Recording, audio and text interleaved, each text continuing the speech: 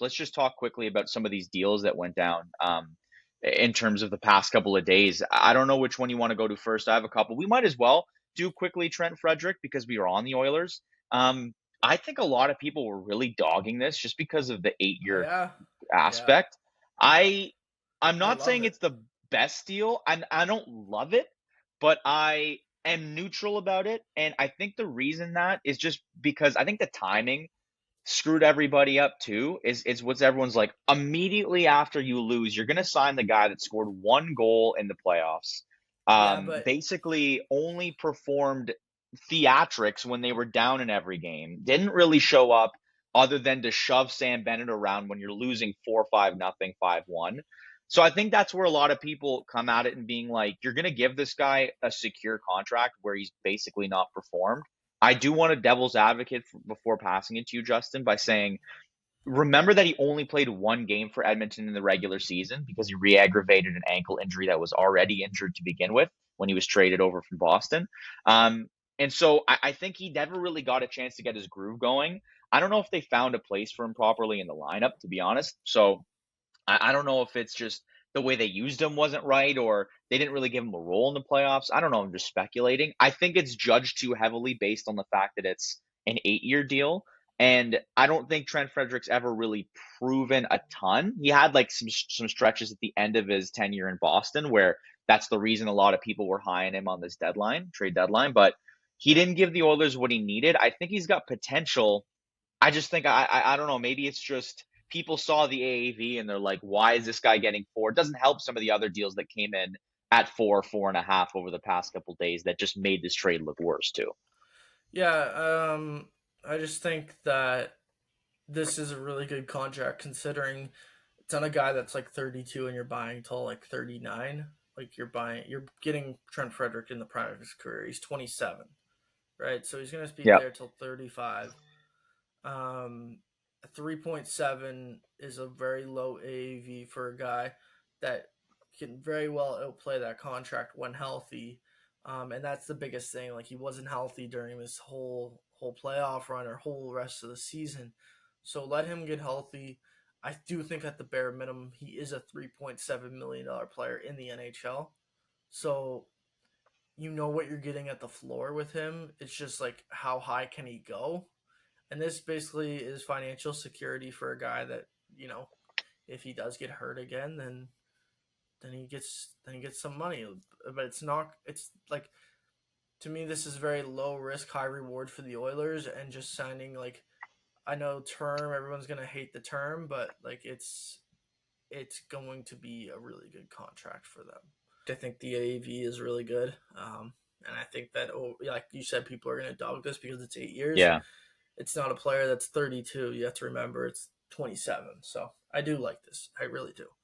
Yeah.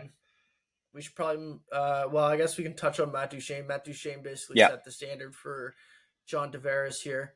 Uh, he decided, but there's also a difference between John Tavares and Matt Duchene in this fact that Matt Duchene's getting a massive buyout from the Nashville Predators right Predators. now.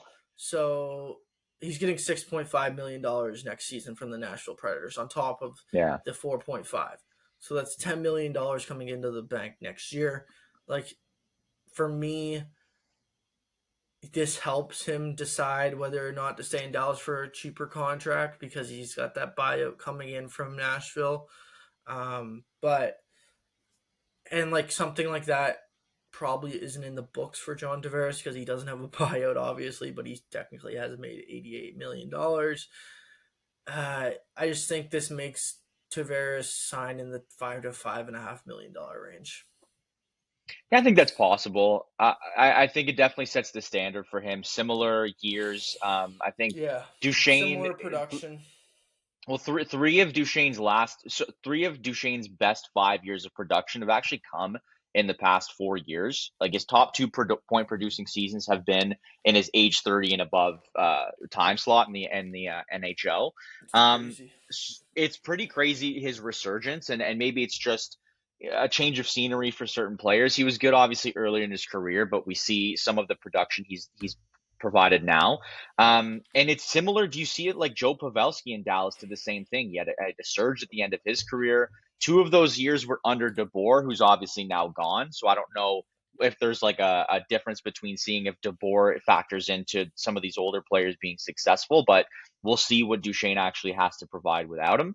The only thing with this is that my concern's a bit of playoff production. So Dallas, they really dried up in the playoffs, especially near the Yeah. end against the Oilers. Duchene has 12 points in 37 games over the past 2 playoff runs.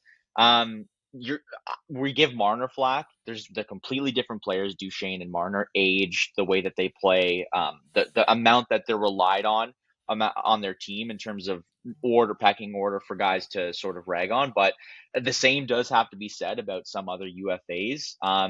So I just want to give that idea that, like, I don't know, to be honest, off the top of my head, Tavares was not a reason that the Leafs didn't perform well in the playoffs this year by any stretch, but you have to look at it from a similar Yep. perspective. Dallas, I had written notes about this when Duchene got signed. The fact that they had only $500,000 in cap space and Ben and Granlund to still sign. Now, I might be writing on the wall. Jamie Benn probably not going to be back. I No, know that Jamie the Ben's Stars, gonna be back.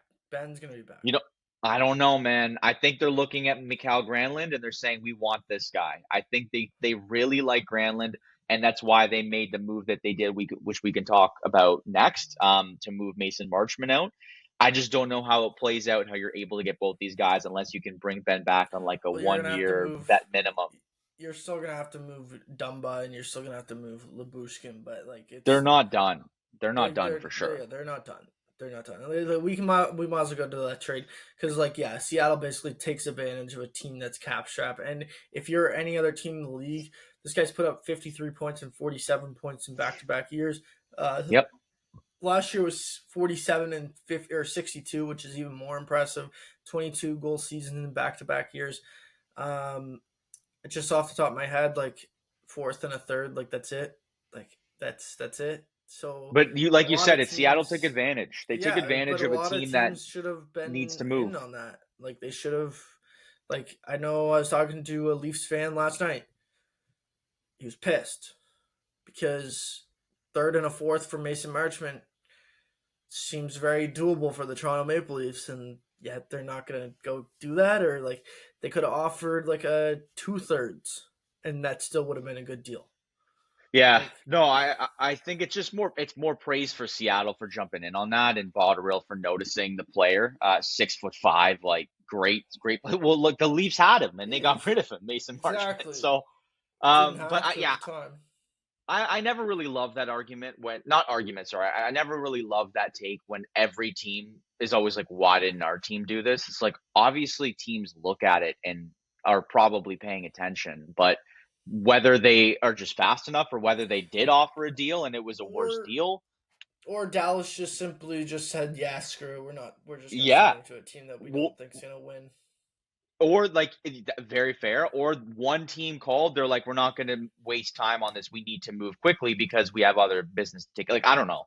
Jim Nill's a Plus, very smart guy. yeah, and Jim Neal, like he respects his players. It seems like, and I think, like even if he's trading them, he wants to send them to a place where they might have success, because like he's in it. Mason Marchment's going into a contract year, so like he's gonna play his tail Yep. off, right?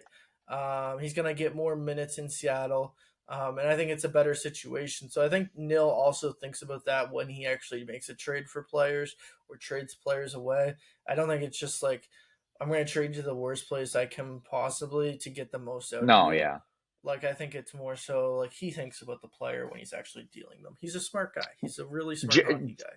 Jeff Merrick said that on Twitter. He was like, Nil like looks at the player and thinks, because I guess Washington State's also tax free. I didn't know anything like that, but basically, Yeah. Jeff Merrick was like, he goes, when you sign a guy like Mason Marchment on a deal, and you're saying, you're signing here, no income tax, like tax free state basically, where that factors into the contract that you sign here to then move a player to a place where they don't have the same tax rules, not slot like it's a business, but at the end of the day, Nil thought enough to say, we're going to move him to Seattle. It's a very similar tax situation. You're going to earn the exact same amount of money. So agreed. I think he cares about his players, and that sets up a really good reputation for bringing in somebody maybe in the future that's going to help, like a Granlund or re-signing a Ben or what have you.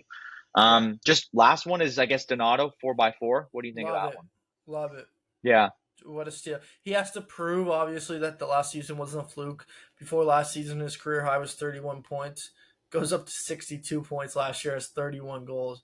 Yeah. But for $4 million, he could have got 5.5 to $6 million, I think, probably on the open market this summer. And to get four, or to sign for four, like that, just like Kyle Davidson doesn't do much great, but this is good work.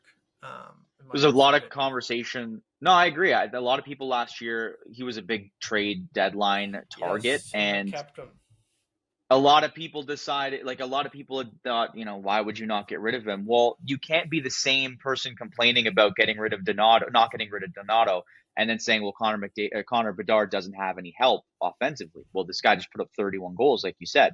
So sometimes you have to make those decisions that are long term. We did rip Kyle Davidson a new one a little while back, but the only way to To build up a figure. reputation, to build a team is to build scoring. And obviously they're going to have to draft somebody third overall this year to help with that. But you got to start in house too and build those guys that are going to hopefully be able to continue that offensive production.